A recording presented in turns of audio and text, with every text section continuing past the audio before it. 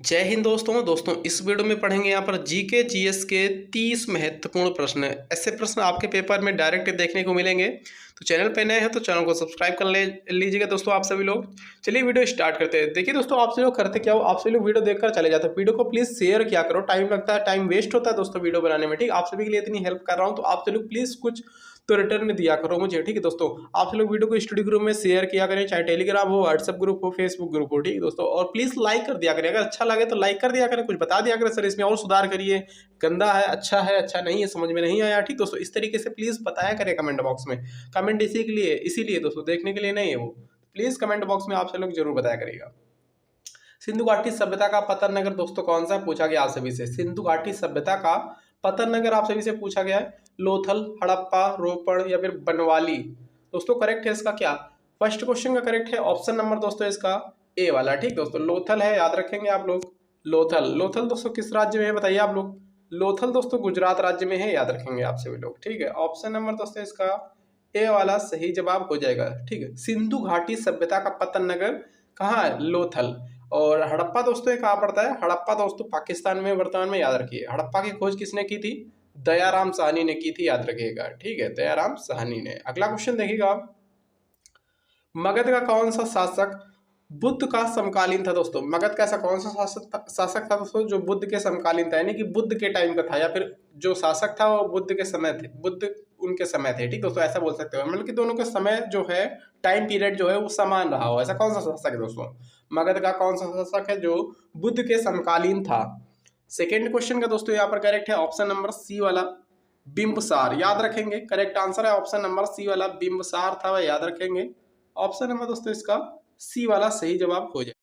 निम्नलिखित में से किसने अपनी राजधानी दिल्ली से देवगिरी स्थानांतरित की, या फिर बोल सकते हो दिल्ली से देवगिरी या फिर दिल्ली से दौलताबाद। बताइएगा, ऑप्शन देखिएगा, इल्तुतमिश या फिर गयासुद्दीन बलबन, अलाउद्दीन खिलजी या फिर मोहम्मद बिन तुगलक। दोस्तों इसका करेक्ट आंसर प्लीज आपसे लोग बताओ, इसका करेक्ट आंसर क्या हो जाएगा। दिल्ली से देवगिरी या फिर दौलताबाद, मोहम्मद बिन तुगलक ने। करेक्ट आंसर दोस्तों इसका ऑप्शन नंबर डी वाला हो जाएगा। देखिए क्या क्वेश्चन है, सूची 1 सूची 2 से मिलाना है इसको आप सभी को। महात्मा गांधी, देखिए महात्मा गांधी का समाचार पत्र दोस्तों कौन सा था, महात्मा गांधी की बुक कौन सी थी दोस्तों, यहाँ पर है महात्मा गांधी की हिंद स्वराज। ठीक दोस्तों, और डॉक्टर राम मनोहर लोहिया के यहाँ पर कौन सी है दोस्तों, द व्हील ऑफ हिस्ट्री, याद रखेंगे। और डॉक्टर राजेंद्र प्रसाद की दोस्तों इंडिया डिवाइडेड है। मौलाना आजाद की दोस्तों कौन सी है यहाँ पर, मौलाना आजाद की यहाँ पर दोस्तों कौन सी, इंडिया विंस फ्रीडम, याद रखेंगे। तो दोस्तों फर्स्ट का यहाँ पर क्या है, फर्स्ट का महात्मा गांधी हिंद स्वराज, ए का 3 है, ए का 3 तो इसमें दे रखा है। डॉक्टर राम मनोहर लोहिया दूसरे का दोस्तों क्या 4 है, 2 का 4 है, ये भी दे रखा है, बी का 4 है। Doctor Rajendra Prasad India divided, सी का 1 है। ठीक है Maulana Azad India wins freedom, D का दूसरा है। तो दोस्तों यही करेक्ट है, ऑप्शन नंबर दोस्तों इसका ए वाला सही जवाब हो जाएगा, याद रखेंगे, ए करेक्ट आंसर है इसका। अगला क्वेश्चन देखिएगा ध्यान से,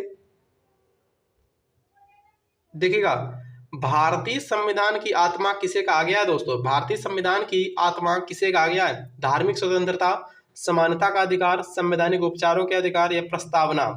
दोस्तों करेक्ट है इसका ऑप्शन नंबर डी वाला, प्रस्तावना को भारतीय संविधान की आत्मा कहा है, याद रखिए। संवैधानिक उपचारों के अधिकार को दोस्तों डॉक्टर बी.आर. अम्बेडकर ने हृदय और आत्मा कहा, संविधान का हृदय और आत्मा डॉक्टर भीमराव अम्बेडकर ने हृदय और आत्मा किसे कहा है, संवैधानिक उपचारों के अधिकार को कहा, याद रखेंगे। ये अनुच्छेद 32 में है, याद रखेंगे इनको भी। अगला क्वेश्चन देखिएगा, यदि राष्ट्रपति का पद खाली है तो उसे कितने अवधि के भीतर या फिर कितने अवधि के अंदर भरना आवश्यक है दोस्तों। राष्ट्रपति के पद को कितने अवधि के अंदर भरना दोस्तों आवश्यक होता है अगर उनका पद खाली है, तो बताइएगा आप लोग। 1 वर्ष, 2 वर्ष, 3 वर्ष या फिर 6 महीने। तो दोस्तों इसका करेक्ट आंसर क्या हो जाएगा, ऑप्शन नंबर क्या करेक्ट है बताइए आप लोग। दोस्तों अधिकतम यहाँ पर 6 महीने के अंदर यहाँ पर राष्ट्रपति का जो खाली पद पड़ा है उनको भरना जरूरी है, याद रखेंगे। ऑप्शन नंबर डी करेक्ट है इसका। अगला क्वेश्चन देखिएगा, राज्यसभा के लिए नामित निर्वाचित प्रथम फिल्म अभिनेत्री कौन थी दोस्तों, बताइएगा आप लोग। नरगिस दत्त या फिर विजयंती माला, हेमा मालिनी, जयललिता। दोस्तों करेक्ट है ऑप्शन नंबर ए वाला, नरगिस दत्त थी, याद रखिएगा। राज्यसभा के लिए नामित निर्वाचित प्रथम फिल्म अभिनेत्री नरगिस दत्त थी। अगला क्वेश्चन देखिएगा, राज्य का उच्चतम विधि अधिकारी दोस्तों कौन होता है? राज्य का उच्चतम विधि अधिकारी कौन होता है दोस्तों? एडवोकेट जनरल होता है, याद रखिएगा। एडवोकेट जनरल यानी कि महाधिवक्ता बोल सकते हो दोस्तों। इसकी नियुक्ति राज्यपाल करते हैं, अनुच्छेद 165 के तहत राज्यपाल इसकी नियुक्ति करते हैं एडवोकेट जनरल की, याद रखिएगा। भारत का महान्यायवादी पूछ रहे तो अटॉर्नी जनरल को बोलते हैं, ये भी आपसे लोग याद रखिएगा। भारत का उच्चतम विधि अधिकारी जब पूछे तो राज्य का पूछा है, ठीक है। भारत का उच्चतम विधि अधिकारी पूछे तो महान्यायवादी यानी कि अटॉर्नी जनरल, ठीक है, ये करेक्ट हो जाता। फिलहाल करेक्ट है इसका दोस्तों ऑप्शन नंबर बी वाला। अगला क्वेश्चन देखिएगा ध्यान से, ऑपरेशन फ्लड संबंधित है दोस्तों। ऑपरेशन फ्लड किससे संबंधित है? तिलहन, अनाज, या फिर आपका दूध, या फिर अंडा, बताइए आप लोग। ऑपरेशन फ्लड दोस्तों दुग्ध उत्पादन बोल सकते हो या दूध उत्पादन बोल सकते हो, सी करेक्ट है, याद रखेंगे। और यहाँ पर तिलहन उत्पादन दोस्तों पीली क्रांति है उसके लिए, ठीक है। और अंडा उत्पादन दोस्तों इसके लिए आपसे लोग बताइएगा, अंडा उत्पादन के लिए कौन सी क्रांति होती है? कमेंट बॉक्स में कमेंट करिएगा। मयूरभंज खान निम्नलिखित में से, मयूरभंज खान जो है दोस्तों, मयूरभंज खान निम्नलिखित में से किस धातु खनिज के लिए जाना जाता है दोस्तों? मयूरभंज, बताइए आप लोग। तांबा, एल्युमिनियम, लौह अयस्क, या फिर बॉक्साइट दोस्तों? करेक्ट है इसका ऑप्शन नंबर सी, बॉक्साइट, याद रखेंगे, सी करेक्ट आंसर हो जाएगा। पृथ्वी के सबसे नजदीक ग्रह दोस्तों पूछा गया सभी से कौन है? पृथ्वी के सबसे नजदीक ग्रह कौन सा है? बृहस्पति, शुक्र, बुध, या फिर मंगल दोस्तों? करेक्ट है इसका ऑप्शन नंबर बी वाला, शुक्र। इसीलिए दोस्तों इसको पृथ्वी की बहन भी बोलते हैं, याद रखिए। भोर का तारा, शाम का तारा, इसी को भी बोलते हैं, याद रखेंगे। तो देखिए दोस्तों यहाँ पर ध्यान से, सबसे लंबी नदी दोस्तों आप सभी से पूछी गई, विश्व की सबसे लंबी नदी दोस्तों कौन सी है? सबसे बड़ी नदी की बात करें तो अमेजन हो जाएगी। भारत की सबसे बड़ी नदी की बात करें तो गंगा हो जाएगी। इसकी लंबाई दोस्तों 2525 किलोमीटर है, 2525 किलोमीटर है गंगा की लंबाई, ठीक है। और विश्व की पूछी तो नील नदी हो जाएगी, याद रखेंगे। ऑप्शन नंबर दोस्तों इसका सी करेक्ट है। इसकी लंबाई दोस्तों कितनी है? 6650 किलोमीटर है, याद रखेंगे, ठीक है। 6650 किलोमीटर इसकी लंबाई है नील नदी की। इंपॉर्टेंट पॉइंट है, याद करते हुए चलिएगा। अगला क्वेश्चन देखिए ध्यान से, प्रकाश वर्ष किसका एकक है दोस्तों? या फिर प्रकाश वर्ष किसकी इकाई दोस्तों? दूरी की है, याद रखेंगे, ठीक है। प्रकाश वर्ष दूरी की इकाई है, इंपॉर्टेंट पॉइंट है, याद करते हुए चलेंगे। अगला क्वेश्चन देखिए ध्यान से, निर्वात में यदि 3 वस्तु लोहा, कागज और पत्थर को गिराया जाए तो पृथ्वी पर कौन सबसे पहले आएगा दोस्तों? लोहा, पत्थर, कागज, या फिर तीनों एक साथ आएंगे, बताइए आप लोग। दोस्तों करेक्ट है इसका ऑप्शन नंबर डी वाला, तीनों एक साथ आएंगे, याद रखेंगे। निर्वात में, निर्वात की बात हो रही है, निर्वात में यदि 3 वस्तुओं को जैसे कि लोहा, कागज और पत्थर को एक साथ गिराया जाए तो तीनों एक साथ आएंगे, याद रखेंगे। देखिएगा अगला क्वेश्चन, किस तापमान पर सेंटीग्रेड और फ़ारेनहाइट पैमाने के मान समान होते हैं दोस्तों? यह समान हो जाता है 0 डिग्री, -273, -40, या फिर ±4 डिग्री दोस्तों? करेक्ट है इसका ऑप्शन नंबर सी वाला, -40 डिग्री, ऑप्शन सी करेक्ट है। अगला क्वेश्चन देखिएगा, एंडोस्कोपी किस विधि से होता है दोस्तों? एंडोस्कोपी किस विधि से होता है? परावर्तन, अपवर्तन, पूर्णांतरिक परावर्तन, या फिर इनमें से कोई नहीं दोस्तों? इसका सी करेक्ट है, याद रखेंगे। एंडोस्कोपी किस विधि से होता है? पूर्ण आंतरिक परावर्तन से होता है, ऑप्शन नंबर सी करेक्ट है, याद रखिए। अगला क्वेश्चन देखिए ध्यान से, प्रकाश सबसे अधिक गति से किस में यात्रा करता है दोस्तों? जो प्रकाश होता है सबसे अधिक किस यात्रा, मतलब कि सबसे अधिक यात्रा करता किस में यात्रा करता है, बताइए आप लोग। पानी में, वायु में, कांच में, या फिर निर्वात में दोस्तों? निर्वात में, याद रखिएगा। निर्वात में प्रकाश सबसे तेजी से यात्रा करता है, याद रखेंगे। ऑप्शन नंबर दोस्तों इसका बी सही जवाब हो जाएगा। अगला क्वेश्चन देखिए ध्यान से, बायल का नियम निम्नलिखित में से किस स्थिति में लागू होता है दोस्तों? बायल का नियम किस स्थिति में लगाया जाता है? नियत दाब पर, नियत दाब पर, नियत दाब और ताप पर, तापमान पर, या फिर नियत दाब लेकिन परिवर्ती तापमान दोस्तों? करेक्ट है ऑप्शन नंबर बी वाला, नियत तापमान पर लागू होता है। बायल का नियम दोस्तों जो है नियत तापमान पर लागू होता है, बी करेक्ट है। अगला क्वेश्चन देखिए ध्यान से, प्रकृति में विद्युत धनात्मक होती है दोस्तों? प्रकृति में विद्युत धनात्मक होती है, क्या होती है दोस्तों? विद्युत धनात्मक धातुएं, ठीक है। करेक्ट आंसर दोस्तों इसका ऑप्शन नंबर सी वाला हो जाएगी। धातुएं जो होती हैं प्रकृति में विद्युत धनात्मक होती हैं, इंपॉर्टेंट पॉइंट है, डी करेक्ट है, याद रखेंगे। अगला क्वेश्चन देखिएगा, भविष्य का ईंधन दोस्तों कौन है इसमें से? एथेनॉल, हाइड्रोजन, मीथेन, प्राकृतिक गैस।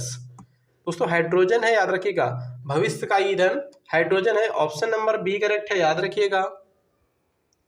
देखिए, centre for DNA fingerprint and diagnostic अवस्थित है दोस्तों, कहाँ स्थित है? हैदराबाद, बेंगलोर, दिल्ली, चेन्नई। दोस्तों हैदराबाद में स्थित है, याद रखिएगा। डीएनए का फुल फॉर्म क्या होता है दोस्तों? Deoxyribose nucleic acid. Important point है, याद करिएगा। ए करेक्ट है। देखिए अगला क्वेश्चन, क्या क्वेश्चन बन रहा है? नदियों, तालाबों आदि में पाए जाने वाले जलीय हरे पौधों को क्या कहा जाता है दोस्तों?